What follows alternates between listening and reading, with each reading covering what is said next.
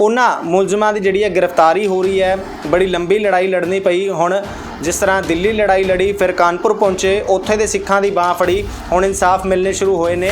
ते मैं यही अरदास की कि सच्चे पातशाह ये लड़ाई पंथ दी है, मेरी नहीं हैगी। अज मैं तेरे दर ते फिर आया अरदास करन वास्ते। जिन कानपुर दे विच मैनू तू सारी कौम नू जित दिलाई है, मैनू नहीं कौम नू जित दिलाई है। मेरे को सारे कागज़ सी, मेरे को वीडियो हैगियां, सारियां चीज़ां हैगियां। मैं इस चीज़ नू ना खामोशी नाल करना चाहता सी, क्योंकि कानपुर जे मैं खामोशी नाल ना करदा कानपुर दा मामला दब जाना सी। मैं उन्हां कोलों पुछना चाहता हाँ कि भाई भावें गुरुद्वारा बाला साहब दी लड़ाई मैं लड़ी, जित के दिती गुरुद्वारा कमेटी नूं, वाह वाही तुसी आप लई। अज तुसी उन्हां ओहदियां ते बैठे हो जिथे तुहाडीआं जेबां गर्म हो रहीआं।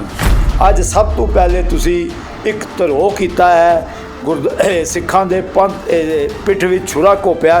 तुसी उत्थे जाके रौला पांदे पे हो कि ये की होया, चार सीट नहीं हुई। असी खामोशी नाल करदे पे हां। वो हैगा ना कि चूहा दौड़ बिल्ली आई, वो हिसाब है। तुसी चूहे हैगे हो ते मैं हैगा बिल्ली, समझ गए ना। तुसी ये काम ना करो, रब दा वास्ता है। इन्होंने जाके उत्थे अज शोर मचा दिता है। जिहड़े दोषी हैं वो अगे पिछे हो जाएंगे।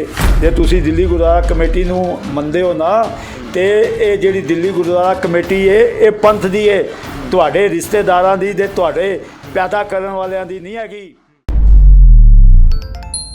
1984 का इंसाफ जिहड़ा सिखां नूं मिलना शुरू हो गया। कुलदीप सिंह भोगल लगातार जिहड़े ने SIT दे नाल मिल के उन्हां मुलजमां दी जिहड़ी है गिरफ्तारी हो रही है। बड़ी लंबी लड़ाई लड़नी पई। हुण जिस तरह दिल्ली लड़ाई लड़ी, फिर कानपुर पहुंचे, उत्थे दे सिखां दी बांह फड़ी, हुण इंसाफ मिलने शुरू होए ने। SIT भी जिहड़ी है पूरा सहयोग कर रही है, इन्हां दा उत्थे दी सरकार भी जिहड़ी है पूरा सहयोग कर रही है। उस तो बाद हुण बोकारो की जेकर गल करिए, झारखंड भी जिहड़ा है हुणे जा रहे हैं, उत्थे दे केसां दी भी जिहड़ी है पैरवाई होएगी। इन्हां दे वकील जिहड़े ने प्रसून कुमार, वो भी बड़ी मेहनत कर रहे हैं ताकि इन्ने सालां बाद जिहड़ा एक उम्मीद जागी है, वो उम्मीद दे उत्ते खरे भी उतरे ने। कानपुर जिस तरीके नाल गिरफ्तारियां हो रही ने।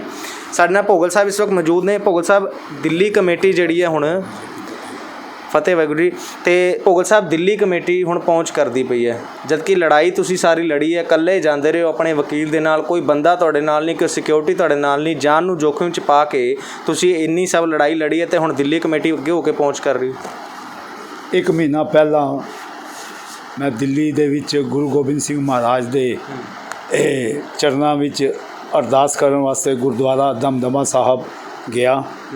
उस तो बाद रकाबगंज साहब गुरु तेग बहादुर साहब के स्थान पर गया, तो मैं यही अरदास की कि सच्चे पातशाह ये लड़ाई पंथ दी है, मेरी नहीं हैगी। अज मैं तेरे दर ते फिर आया अरदास करन वास्ते। जिन कानपुर दे विच मैनू तू सारी कौम नू जित दिलाई है, मैनू नहीं कौम नू जित दिलाई है। इसी तरह झारखंड दे विच 60 लोग मारे गए सी।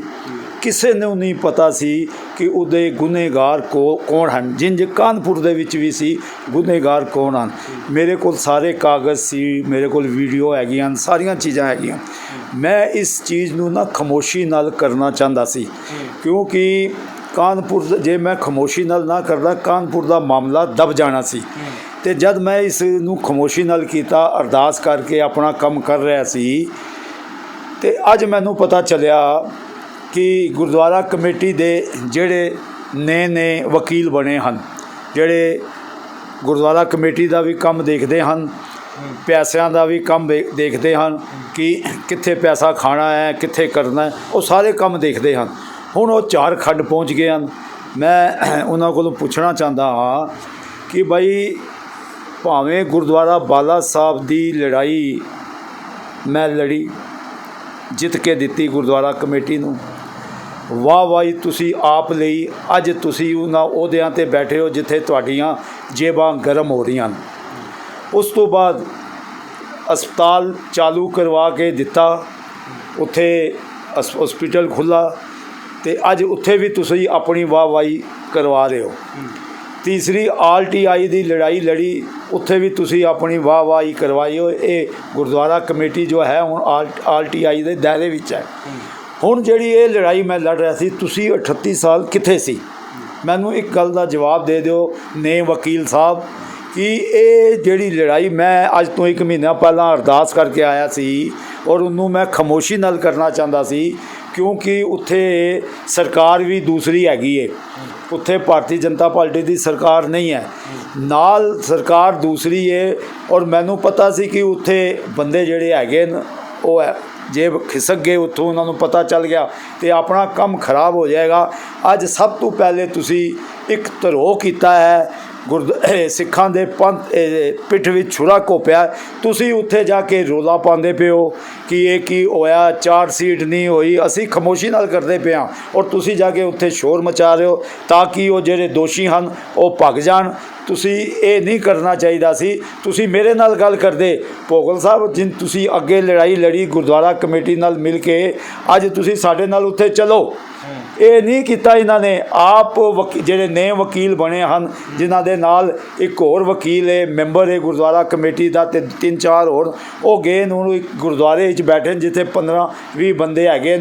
ਉੱਥੇ ਸੁਣਾਈ ਵੀ ਨਹੀਂ ਦਿੰਦਾ ਪਿਆ ਕਿ ਕੀ ਬੋਲਦੇ ਪਏ ਹਨ। ਅਤੇ ਇਹਨਾਂ ਨੂੰ ਮੈਂ ਹੱਥ ਜੋੜ ਕੇ ਬੇਨਤੀ ਕਰਦਾ ਹਾਂ ਕਿ ਤੁਸੀਂ ਇਹ ਜਿਹਾ ਕੰਮ ਨਾ ਕਰੋ। ਮਗਰ ਤੁਸੀਂ ਮੈਨੂੰ ਫਿਰ ਲੀਡਰ ਮੰਨਦੇ ਹੋ ਨਾ। ਜੇ ਮੈਂ ਲੜਾਈ ਲੜਦਾ ਹਾਂ, ਜਿੱਤਦਾ ਹਾਂ, ਫਿਰ ਲੀਡਰ ਤੁਸੀਂ ਮੈਨੂੰ ਮੰਨ ਲਿਆ ਔਰ ਮੇਰੇ ਪਿੱਛੇ ਪਹੁੰਚ ਜਾਂਦੇ। ਉਹ ਹੈਗਾ ਨਾ ਕਿ ਚੂਹਾ ਦੌੜ ਬਿੱਲੀ ਆਈ, ਉਹ ਹਿਸਾਬ ਹੈ। ਤੁਸੀਂ ਚੂਹੇ ਹੈਗੇ ਹੋ ਅਤੇ ਮੈਂ ਹੈਗਾ ਬਿੱਲੀ, ਸਮਝ ਗਏ ਨਾ। ਤੁਸੀਂ ਇਹ ਕੰਮ ਨਾ ਕਰੋ, ਰੱਬ ਦਾ ਵਾਸਤਾ ਹੈ। ਮੈਂ ਸਾਰੀਆਂ ਜਥੇਬੰਦੀਆਂ ਨੂੰ, ਉਸ ਤੋਂ ਬਾਅਦ ਸ਼੍ਰੋਮਣੀ ਅਕਾਲੀ ਦਲ ਨੂੰ, ਭਾਰਤੀ ਜਨਤਾ ਪਾਰਟੀ ਨੂੰ ਦੱਸਣਾ ਚਾਹੁੰਦਾ ਹਾਂ ਕਿ ਇਹ ਜਿਹੜੇ ਲੋਕ ਹਨ, ਜਿਹੜੇ ਇੱਥੇ ਕਾਬਜ਼ ਹਨ, ਉਹ ਤੁਹਾਡਾ ਨਾਂ ਲੈਂਦੇ ਹਨ ਅਤੇ ਤੁਸੀਂ ਇਹਨਾਂ ਦੇ ਠੱਲ ਪਾਓ ਤਾਂ ਕਿ ਇਹ ਜਿਹੀਆਂ ਜੇ ਗੱਲਾਂ ਉਹ ਨਾ ਕਰੋ। ਜੀ ਭੋਗਲ ਸਾਹਿਬ, ਜੇਕਰ ਗੱਲ ਕੀਤੀ ਜਾਏ, ਤੁਸੀਂ ਕਹਿ ਰਹੇ ਹੋ ਇਹ ਕੰਮ ਚੁੱਪਚਾਪ ਹੋਣਾ ਚਾਹੀਦਾ, ਕਿਉਂਕਿ ਦੋਸ਼ੀ ਵੀ ਸਤਰਕ ਹੋ ਜਾਣਗੇ, ਸਰਕਾਰ ਵੀ ਸਤਰਕ ਹੋ ਜਾਏਗੀ। ਕਿਉਂਕਿ ਜਿਸ ਤਰੀਕੇ ਨਾਲ ਕਾਨਪੁਰ ਇੰਨੀ ਮਿਹਨਤ ਕਰਨੀ ਪਈ, ਫਾਈਲਾਂ ਗੁੰਮ ਹੋ ਗਈਆਂ ਸੀ, ਫਾਈਲਾਂ ਖਰਾਬ ਹੋ ਗਈਆਂ ਸੀ, ਉਸ ਨੂੰ ਇੱਕ ਇੱਕ ਚੀਜ਼ ਨੂੰ ਕੁਰੇਦਣਾ, ਫਿਰ ਉਹਨੂੰ ਸਾਹਮਣੇ ਲਿਆਉਣਾ, ਅਤੇ ਇੱਥੇ ਕਿਸ ਤਰੀਕੇ ਦੀ ਗੱਲਬਾਤ ਤੁਸੀਂ ਕਿਸ ਤਰੀਕੇ ਨਾਲ ਜਿਹੜਾ ਚੱਲਣਾ ਚਾਹੁੰਦੇ ਸੀਗੇ, ਜੋ ਇਹਨਾਂ ਦੇ ਕਰਕੇ ਸ਼ਾਇਦ ਕਿਤੇ ਨਾ ਕਿਤੇ ਗੜਬੜ ਹੋ ਰਹੀ ਹੈ? ਦੇਖੋ, ਗੱਲ ਇੰਝ ਸੀ, ਮੇਰੇ ਕੋਲ ਹਰ ਚੀਜ਼ ਹੈਗੀ ਸੀ। ਮੇਰੇ ਬੰਦੇ ਵੀ ਉੱਥੇ ਹੈਗੇ ਨੇ, ਭੰਡਾਰੀ ਸਾਹਿਬ ਅਤੇ ਜਸਮੀਤ ਸਿੰਘ। ਉਹ ਆਸਤਾ ਕੰਮ ਉੱਥੇ ਕਰ ਰਹੇ ਸੀ। ਮੈਨੂੰ ਨਹੀਂ ਆਉਂਦਾ, ਜੇ ਮੇਰੇ ਕੋਲ ਸਬੂਤ ਹੈਗੇ ਨੇ ਤੇ ਮੈਂ ਜਾ ਕੇ ਪ੍ਰੈਸ ਕਾਨਫਰੰਸ ਨਹੀਂ ਕਰ ਸਕਦਾ ਸੀ। ਮੈਂ ਤੇ ਇਹੀ ਕਿਹਾ ਨਾ, ਅਰਦਾਸ ਕੀਤੀ ਹੈ ਬਸ, ਹੋਰ ਤੇ ਮੈਂ ਕੁਝ ਨਹੀਂ ਕਿਹਾ। ਮੈਂ ਚੁੱਪਚਾਪ, ਮੈਨੂੰ ਪਤਾ ਇਹ ਕੰਮ ਕਦ ਹੋਏਗਾ।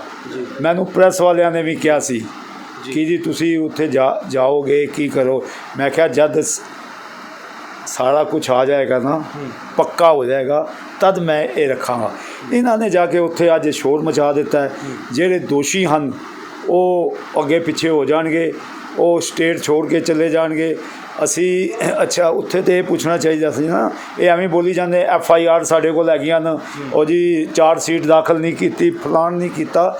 ਉਹ ਮੇਰੇ ਕੋਲ ਤਾਂ ਪੁੱਛਦੇ ਨਾ, ਮੇਰੇ ਕੋਲ ਪੁੱਛਦਾ ਦੇ।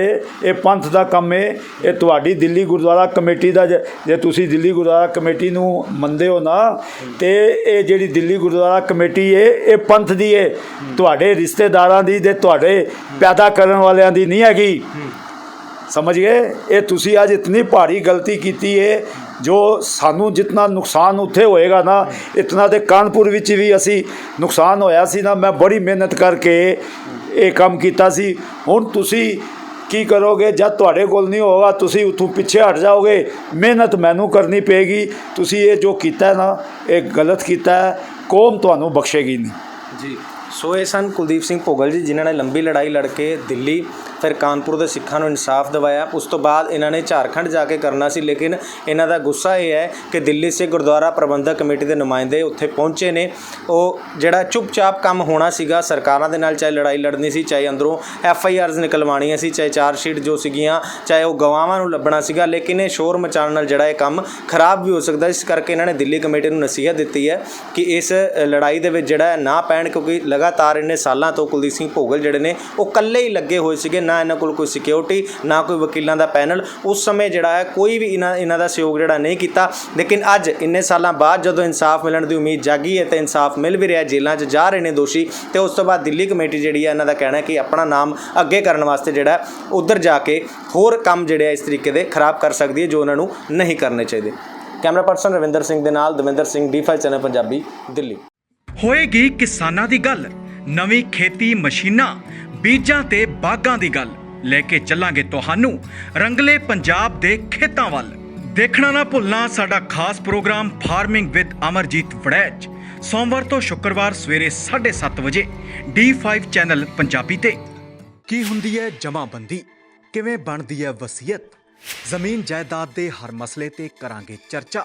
ਦੇਖਣਾ ਨਾ ਭੁੱਲਣਾ ਸਾਡਾ ਖਾਸ programme naibtehsildar.com। D5 channel Punjabi ਹੁਣੇ ਸਬਸਕ੍ਰਾਈਬ ਕਰੋ, ਬੈਲ ਆਈਕਨ ਤੇ ਕਲਿੱਕ ਕਰੋ।